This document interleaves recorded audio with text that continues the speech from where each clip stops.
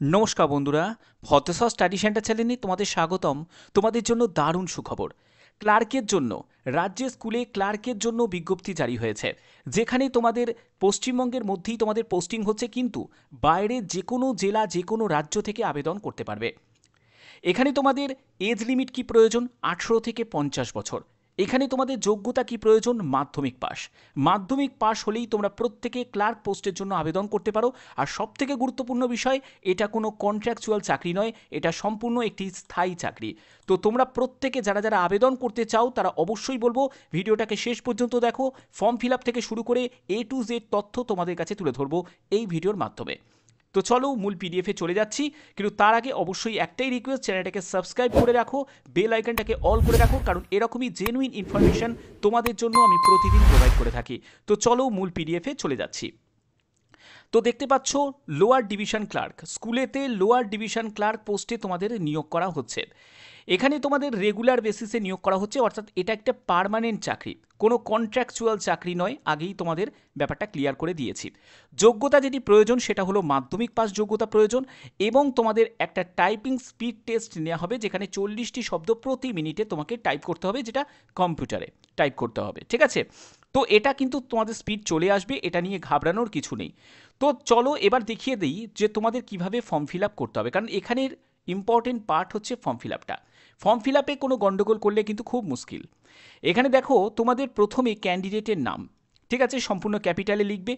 Father name দেবে, mother name দেবে, photo passport সাইজের একটা ছবি এখানে তোমাকে লাগিয়ে দিতে হবে। তারপরে হচ্ছে পার্মানেন্ট অ্যাড্রেস, যেখানে রোড, লেন নেম, তারপরে village name, post office, police station, district, তারপরে স্টেট এবং পিনকোড মেনশন করতে হবে। তোমরা কোন জেলা থেকে এই ভিডিওটা দেখছো অবশ্যই কিন্তু তোমার জেলার নামটা কমেন্টে জানিয়ে দিতে পারো। ঠিক আছে, করেসপন্ডেন্স অ্যাড্রেসে যদি সেম হয়ে থাকে সেমটাই লিখবে, যদি ডিফারেন্ট হয়ে থাকে তাহলে সেটা কিন্তু তোমাকে এখানে লিখতে হবে। এরপরে মোবাইল নাম্বার, খুব ইম্পর্টেন্ট পার্ট। মোবাইল নাম্বার এবং মেল আইডি অবশ্যই প্রয়োজন, কারণ তোমাদের ফার্দার যা কমিউনিকেশন হবে, তোমাদের লিস্ট প্রকাশিত হওয়া বা তোমাদের সঙ্গে কোনো কন্ট্যাক্ট করা, সেগুলো কিন্তু সবই তোমাদের মোবাইলের মাধ্যমে তোমরা SMS পেয়ে যাবে, এবং মেল আইডিতে তোমরা মেল পেয়ে যাবে। তারপরে তোমাদের মেল না ফিমেল সেটা মেনশন করতে হবে, তোমার ডেট অফ বার্থ মেনশন করতে হবে, তুমি ম্যারিড না সিঙ্গেল সেটা তোমাকে এখানে মেনশন করতে হবে, অবশ্যই তুমি এখানে টিক দিয়ে দিতে পারো। হাজব্যান্ডের নেম, যারা বিবাহিত মহিলা তারা হাজব্যান্ডের নেম উল্লেখ করবে। SC ST OBC general category থেকে যদি বিলং করো, যে ক্যাটাগরি থেকে বিলং করছো সেটা তুমি এখানে লিখতে পারো।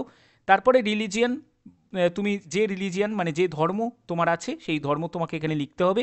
তারপরে হচ্ছে তোমাদের আধার কার্ডের নাম্বার এবং ভোটার কার্ডের নাম্বার, এগুলো কিন্তু প্রয়োজন আছে। যেগুলো যেগুলো বলছি তার কিন্তু প্রয়োজনীয় সার্টিফিকেটও কিন্তু তোমাদের প্রয়োজন আছে। ওকে, এরপরে হচ্ছে ব্যাঙ্ক অ্যাকাউন্ট নাম্বার, ব্যাঙ্কের নেম এবং ব্রাঞ্চ কোড। কারণ তোমরা জানো যেহেতু একটা, এখানে তোমাদের বলে রাখি, এটা কিন্তু একটা সেন্ট্রাল গভর্নমেন্টের চাকরি।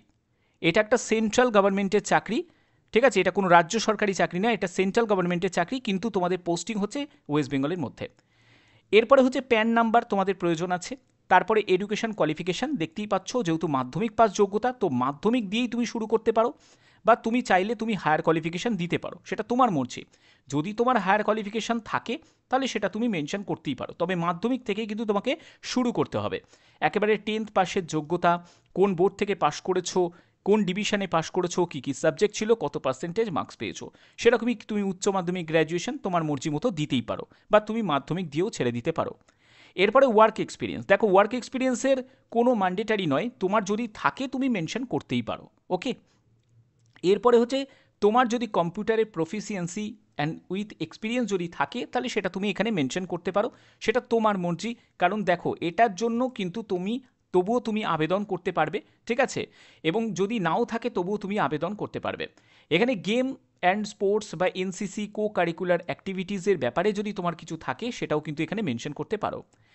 তোমার নামে যদি কোনো লিগ্যাল বা কোনো রকম যদি কোনো ক্রিমিনাল কেসের সঙ্গে যদি তুমি যুক্ত ছিলে বা আছো, তাহলে কিন্তু সেটা তোমাকে এখানে মেনশন করতে হবে, এখানে কিন্তু অবশ্যই তোমাকে ক্ল্যারিফাই করতে হবে।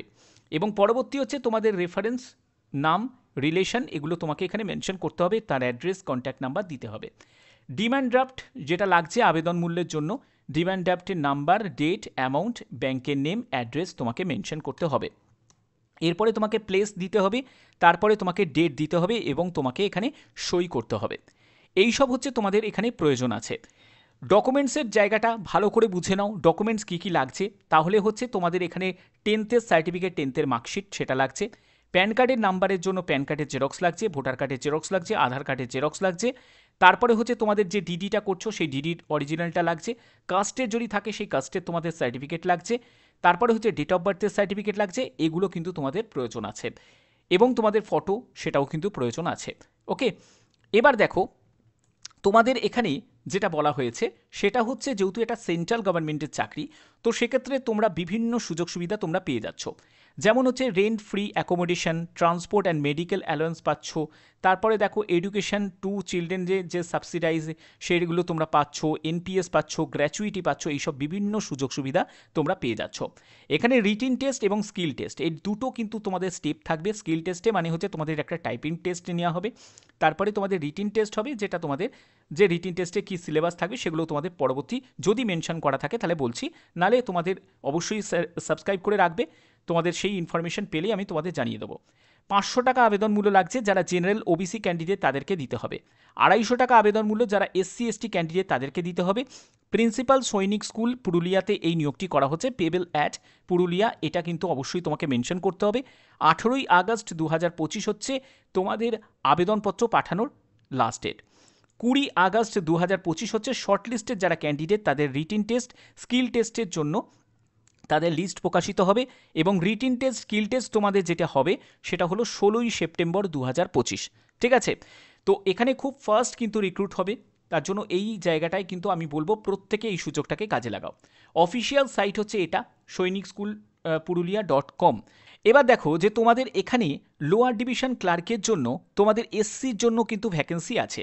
এবার তোমরা বলবে যে স্যার আমি তো জেনারেল, আমি তো ওবিসি, আমি তো এসটি, তাহলে কি আমরা কি আবেদন করতে পারবো না? তোমরাও আবেদন করতে পারবে, এখানে কিন্তু মেনশন করাই আছে যে filled by general OBC ST category থেকে তারাও আবেদন করতে পারে রুলস অ্যান্ড রেগুলেশন অনুযায়ী, যেখানে বলছে যদি সুইটেবল ক্যান্ডিডেট যদি না পায়, non availability of suitable candidate, যদি এসসি ক্যাটাগরি থেকে সুইটেবল ক্যান্ডিডেট যদি না পায় তাহলে জেনারেল ওবিসি বা এসটি ক্যাটাগরি ক্যান্ডিডেটদেরও কিন্তু সুযোগ দেওয়া হবে। এখানে বলাই হচ্ছে candidate general OBC ST category may also apply for post of lower division clerk, অর্থাৎ তারাও আবেদন করতে পারে, একদম পরিষ্কার করে এখানে উল্লেখ করা আছে। ঠিক আছে, তো এখানে দেখো তোমাদের পরবর্তী যেটি বলা হচ্ছে সেটা হচ্ছে নলেজ অফ শর্ট হ্যান্ডের তোমাদের একটি বেসিক নলেজ তোমাদের থাকতে হবে অবশ্যই, এবং ডিজারেবল কোয়ালিফিকেশান মানে এটা থাকলে তুমি অগ্রাধিকার পাবে, এটা কিন্তু কোনো প্রয়োজন নেই, বা এখানে কিন্তু কোনো এক্সপিরিয়েন্সেরও কোনো প্রয়োজন নেই। ঠিক আছে, এখানে তোমাদের এই যোগ্যতা তোমাদের থাকতে হবে, এবং বেতন লেভেল দেখতেই পাচ্ছ 19,900 টাকা থেকে 63,200 টাকা 7 সিবিসি অনুযায়ী পাচ্ছ। 1/8/2025 হিসাবে তোমাদের বয়স ক্যালকুলেট করতে হবে, 18 থেকে 50 বছরের মধ্যে তোমরা প্রত্যেকে আবেদন করতে পারো। ঠিক আছে, এবং এখানে তোমাদের যে ভ্যাকেন্সি আছে সেটা একটি মতো ভ্যাকেন্সি, সেটা এসসি ক্যাটাগরিদের জন্য আছে, তবে আমি আগেই বললাম যে জেনারেল ওবিসি এসসি এসটি প্রত্যেকে এখানে আবেদন করতে পারে। ঠিক আছে, এখানে সম্পূর্ণ ব্যাপারটা কিন্তু মেনশন করা আছে। এবার তোমরা কোথায় পাঠাবে, কোন ঠিকানায় তোমাদের অ্যাপ্লিকেশন ফর্ম পাঠাতে হবে, ঠিকানাটা এখানে দেওয়া আছে, দ্য প্রিন্সিপাল সৈনিক স্কুল পুরুলিয়া, এই ঠিকানায় তোমাদের ভালো করে নোট ডাউন করে নাও, এই ঠিকানায় তোমাদের পাঠিয়ে দিতে হবে। যারা যারা পাঠাতে চাও, যারা যারা আবেদন করতে চাও, তারা অবশ্যই কমেন্টে জানাবে যে কারা কারা তোমরা আবেদন করতে চাও, এবং কারা কারা আরও নতুন নতুন আপডেট পেতে চাও। অবশ্যই তার জন্য তোমার জেলার নামটা অবশ্যই প্রত্যেকে কমেন্টে এখনই জানিয়ে দেওয়ার চেষ্টা করো। ঠিক আছে, যাতে তোমাদের কাছে বিভিন্ন ডিস্ট্রিক্ট ওয়াইজ আপডেটগুলো পৌঁছে দিতে পারি। ঠিক আছে, তো আর একটা ব্যাপার তোমাদের বলে রাখি, তোমাদের এটা যদিও বলেছি তবুও বলছি, ত্রিপুরা, আসাম বা অন্যান্য রাজ্য থেকে যারা আমার এই ভিডিও দেখো তারাও কিন্তু আবেদন করতে পারো। ঠিক আছে, এটা সেন্ট্রাল গভর্নমেন্টের চাকরি, কিন্তু পোস্টিং হচ্ছে ওয়েস্ট বেঙ্গলে, তো অর্থাৎ নির্দ্বিধায় প্রত্যেকে তোমরা আবেদন করতে পারো। ঠিক আছে, বাদবাকি যে কোনো আপডেটের জন্য অবশ্যই বলবো চ্যানেলটাকে সাবস্ক্রাইব করে রাখো, বেল আইকনটাকে অল করে রাখো। অফিসিয়াল সাইটের লিঙ্ক আমি ডেসক্রিপশানে দিয়ে দেবো, তোমরা সেখান থেকে কেরিয়ার সেকশন বলে একটা সেকশন পাবে, সেখান থেকেই তোমরা নোটিফিকেশনটা পেয়ে যাবে। অবশ্যই তোমরা সেই নোটিফিকেশনটা ডাউনলোড করে নেবে।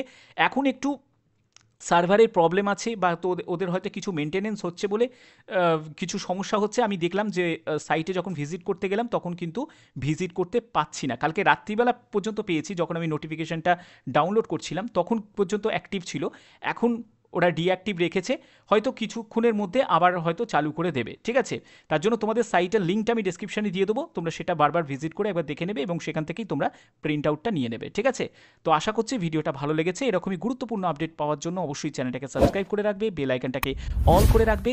এখনের মতো এটুকুই, টাটা।